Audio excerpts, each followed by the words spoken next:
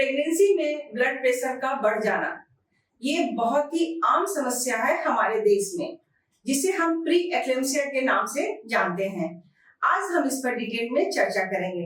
मैं डॉक्टर नीलू प्रसाद, डायरेक्टर आस्था लोक hospital and Aastha IVF।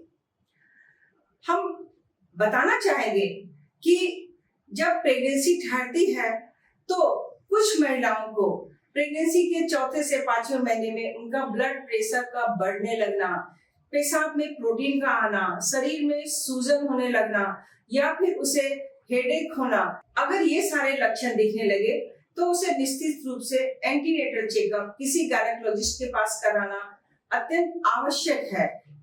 Antenatal checkup के दौरान हम बहुत जो टेस्ट होती है जरूरी, वो हम अपने सेंटर पर कराते हैं। साथ ही साथ उसके जो ब्लड प्रेशर है उसकी मॉनिटरिंग कराते हैं।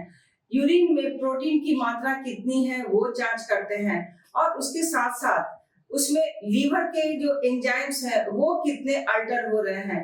रूटीन चेकअप करने के बाद हम अल्ट्रासोनोग्राफी और डॉपलर स्टडी के द्वारा हम एंटीनेटल स्कैन करते हैं ताकि हमें डेवलपिंग फीटस के बारे में डिटेल जानकारी हो सके और हमें स्क्रीनिंग के दौरान जो फीटस है उसके जो अम्बिलिकल आर्टरी है उसका और साथ ही साथ मिडिल सेरेब्रल आर्टरी और जो वेनस आर्टेरियोसस है उसका हम लोग टेस्ट करते हैं और ये पता करते हैं कि जो फीटस ग्रो कर रहे हैं उनका कंडीशन कैसा है, साथ ही साथ बच्चे की ग्रोथ कैसी है। तो ये सारी चीजें हमें अल्ट्रासोनोग्राफी के द्वारा पता चलता है। साथ ही साथ इस ऐसे मरीजों को इलाज करना अत्यंत आवश्यक है क्योंकि इसमें बच्चे और माँ का रिस्क बहुत ज्यादा बढ़ा हुआ रहता है। कभी कभी तो IUD की समस्या देखी जाती है, यानी बच्चे पेट के अंदर खत्म हो जाते हैं, और या फिर मदर में ब्लड प्रेशर बढ़ने के बाद उसमें चमकी जैसी शिकायत देखी जाती है जिसमें अचानक पेशेंट बेहोश हो जाते हैं। तो इन सारी चीजों से बचने के लिए उसे रूटीन एंटी चेकअप करने की जरूरत है और साथ ही साथ जो डॉक्टर्स उसे सलाह देते हैं दवाई को सेवन करने का है और रेगुलर ब्लड प्रेशर की मॉनिटरिंग की जरूरत होती है।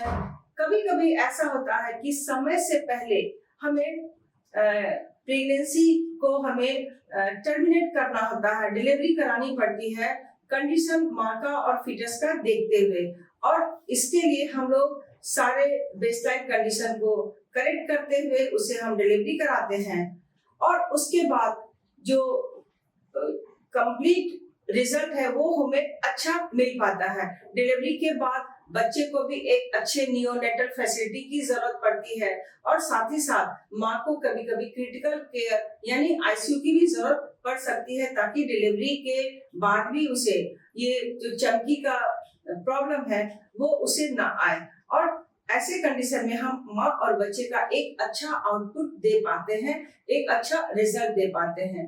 तो याद रखें, ये प्री एक्लेम्सिया हमारे देश में बहुत कॉमन है।